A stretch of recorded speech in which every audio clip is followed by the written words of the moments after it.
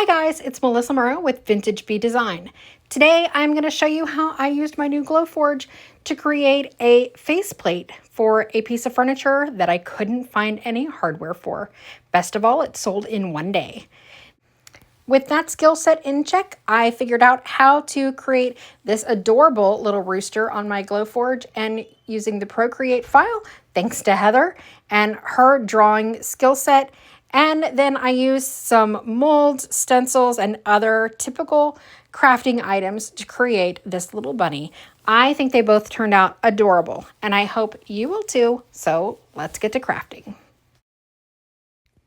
I ran into this problem the other day where I had a piece of furniture that was completely ready to go out, except it needed hardware. I ran to several different stores, including Michael's, Joann's, and Hobby Lobby, and couldn't find any hardware that actually fit the holes. I didn't want to repaint it, so I had to come up with another option. In this case, I decided I have a Glowforge, I need to learn how to use it, and I asked Heather for some direction on how to use a program called Procreate in order to make my own. I sat down and in one night designed and cut out my own pieces. Here you can see Sue is using DIY Paint's Liquid Patina, which is an all-natural, sort of like a stain product. And then I am going to do a little bit of a white dry brushing over the top of them. I bought some knobs and wanted this hardware to look just like the knobs so that they would go together. Using very little paint and then wiping off almost all of the rest, I'm also using a JRV stencil brush and just carefully dragging my stencil brush over the top.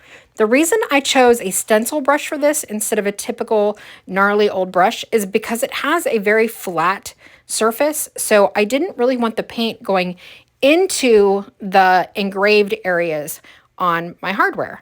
And so this seemed to be the easiest way, and as you see, it went along very quickly. I'm absolutely thrilled with how well they actually match the hardware and how easy this project ended up being. Rob did help me drill the extra holes. We added the faceplate with Titebond 2 wood glue, and then we actually used the pressure from putting the knobs in to hold the back plates in place while the glue dried.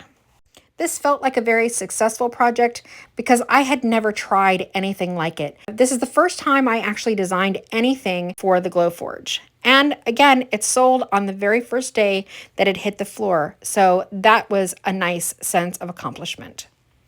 And before I move on to my next project, I just want to remind everyone that Creativecon is coming up. Remember, it is June 6th through 8th here in Jacksonville, Florida. This is going to be an amazing business opportunity for any creative out there. Whether you love woodworking, crafting, you have a booth somewhere, please be sure to take us up on this. Visit Creativecon.live for more information. So I had these signs that I was trying out, a technique that I had seen from another crafter on YouTube. I didn't like how they were going. I decided I would take this opportunity to create some farmhouse signs that I've been jonesing to make. So using my JRV stencil brush and my JRV stencils, this is the Grainsack stripe stencil. I am using a sort of stroke motion on this. I am not pouncing. I am not swirling. I am just sort of getting a very little bit of paint on the brush, getting most of it off on a paper towel that is actually off camera, and then I am just dragging and pulling so that it's getting that inconsistent look that I like with swirling, but it is not crossing the lines. For me, this is the best method that I have found to get crisp lines with this stencil. Since I had so much luck with the faceplates, I decided that I wanted to create my own rooster for my farmhouse signs. So with a little help from my friend Heather, who works for us, you've seen her before in our videos, she gave me inspiration and kind of told me how to use Procreate in order to draw my images and create all of the detail. You can see it engraving here on my Glowforge, and then it will do the outline. For the bunny, I am using one of Redesign with Prima's molds, and then I am also using fast cast resin.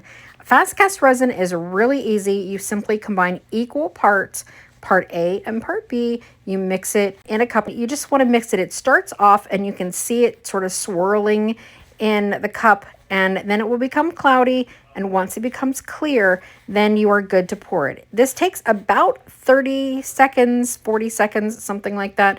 I'm trying to show you in the cup. It's very difficult because it is not a completely see-through cup.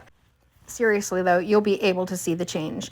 Then all you need to do is slowly pour it into your mold.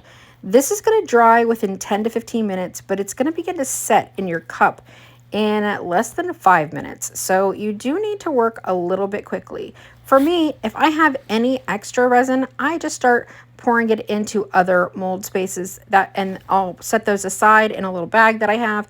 And this way I can actually have some molds on hand when I want them. I decided while this was hardening that I would go ahead and make up more and get the laurel leaves done as well. You'll notice that the bunnies are turning white, and that means that it is beginning to harden. When it is completely white and no longer sticky, you'll be able to pull it out of the mold. For now, I'm going to go ahead and just set this aside and let it dry.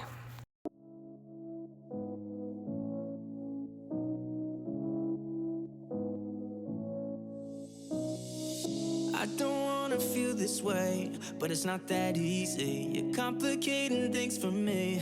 No, it's not that easy. Maybe just a little time can heal me, but it doesn't feel the way. What are you doing to me?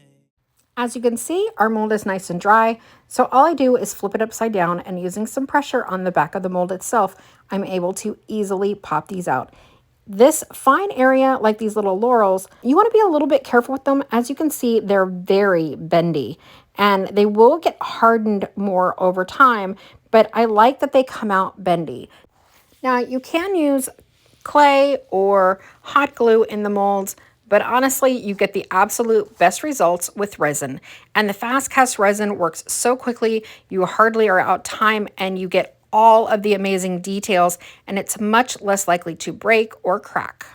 Here I am just laying them down on the board and shaping them the way I want. Because they are bendy, I have the ability to move and sort of decide what I want to do with them. But once they've dried after about another 10 or 15 minutes all the way, then you can see they are quite firm. I am going to use one of our a Maker Studio mesh stencils. I've chosen a French saying here. I have no idea what it says. I'm using painter's tape to mask off the edges. When you cut them apart like this, the one issue that I have is there is very little overhang, and I am not precise. And the point of these stencils is not to be precise. So I find by just taping off the edges, I save myself a whole lot of work later.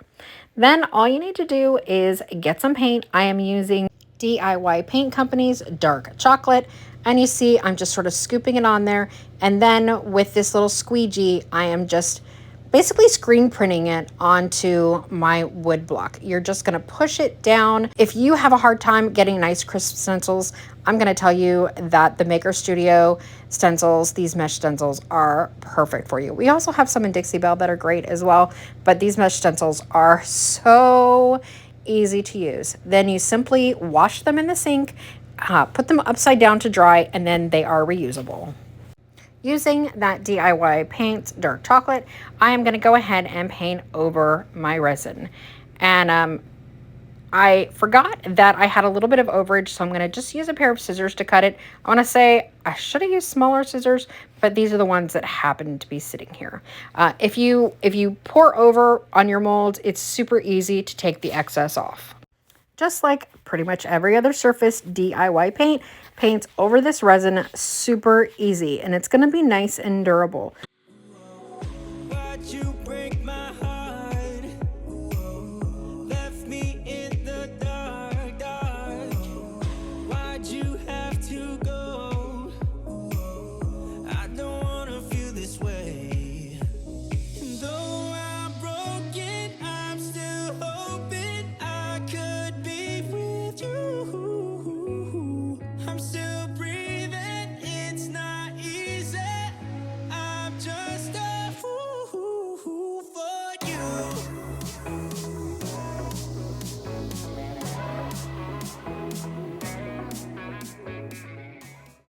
Now I'm going to paint the bunny in Dixie Belle's French linen. You'll notice that I use the vintage duck egg and the French linen together quite frequently. I love this combination. I think that the colors come out really nice. And I love the dark chocolate with the DIY with this because I really feel like black would have been too harsh. So I think this is the perfect color combination.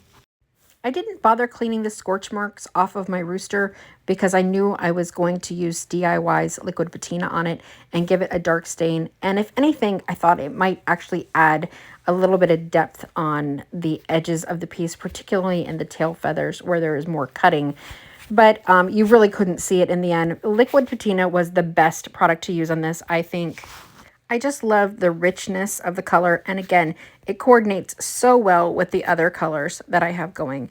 And the nice thing is it seeps into the wood, and when it dries, I actually did 2 coats of it. You still are able to see all of the engraving, which I appreciate. And above the rooster on this one, I am going to use one of the French sayings from the JRV Valentine's French word pack.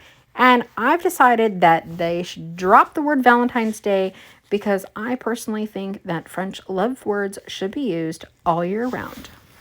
And now it's time for a little dry fit with our rooster and the other, oh shoot, my other laurel leaf is still in the mold. I will fix that in a moment. For now, I'm going to go ahead and throw some DIY dark wax over this bunny and really show off all of those lovely details. You'll see how nice and firm he is now. The resin may take a few more minutes to put in and out of the mold, but I'm going to say you really can get the work done a lot faster because it dries in 15 minutes and then you can move on with all of your processes. Plus, look at all that detail. So remember earlier in the video when I said the thing I liked about pulling it out of the mold early is that it's nice and flexible? Well, when you leave it in there, it gets hard. So the nice thing is you can use a heat gun and actually it becomes nice and flexible again. So what I'm going to do here is actually just shape it up with my previous one so they're approximately the same curve, and then I'm going to tape them together and set them aside so that they stiffen up again.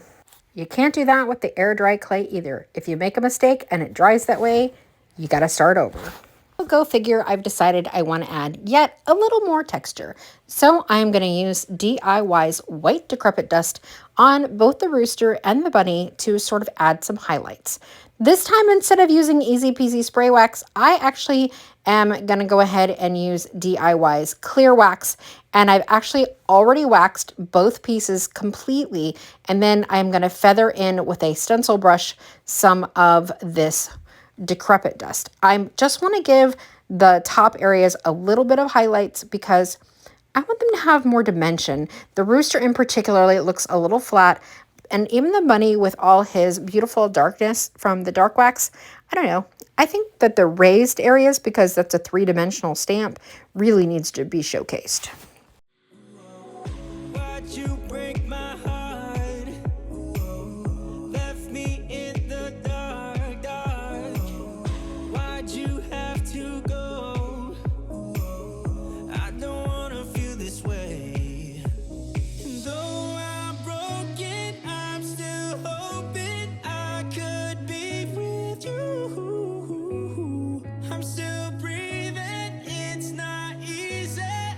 I'm just a fool for you. And now I'm going to do the exact same thing again with the laurel leaves.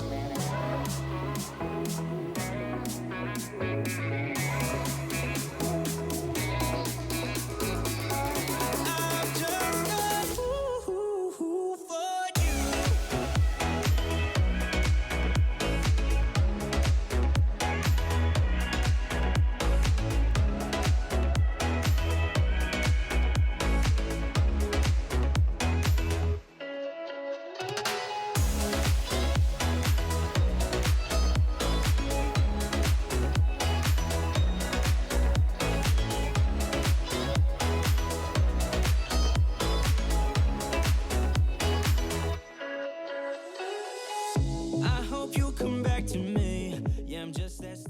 Now I'm just going to give both boards a quick sanding with 220 grit sandpaper.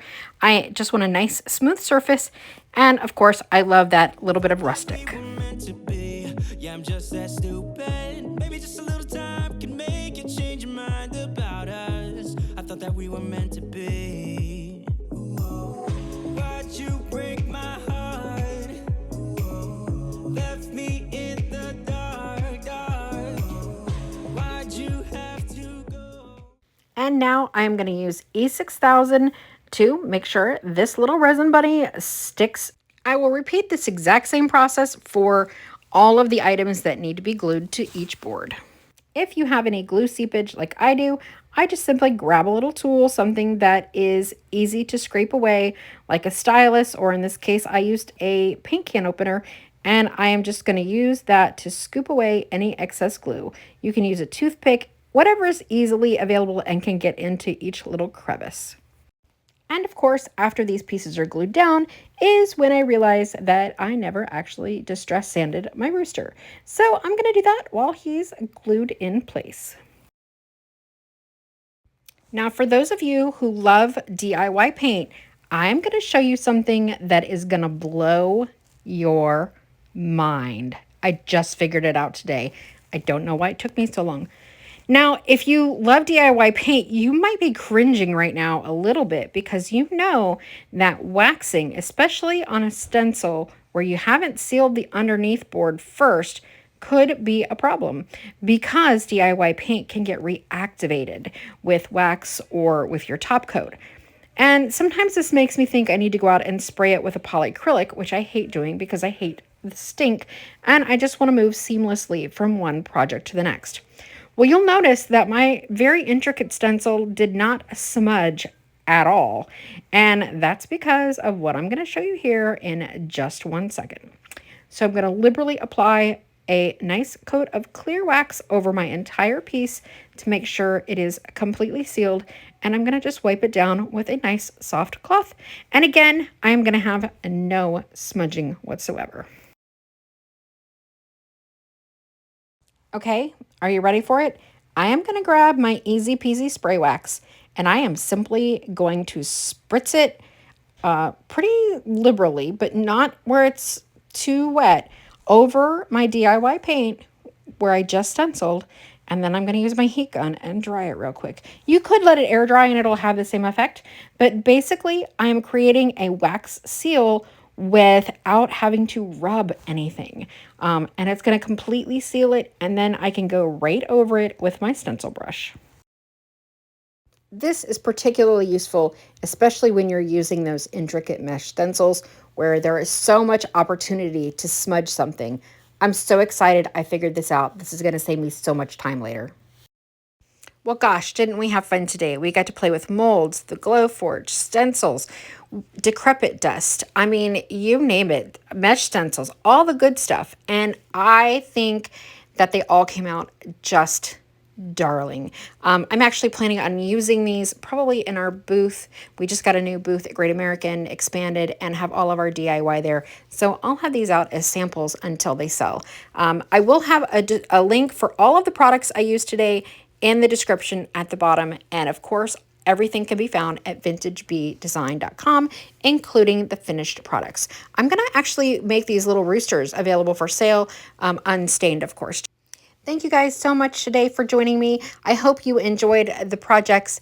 And if you did, be sure to hit like and subscribe, and we'll see you again soon.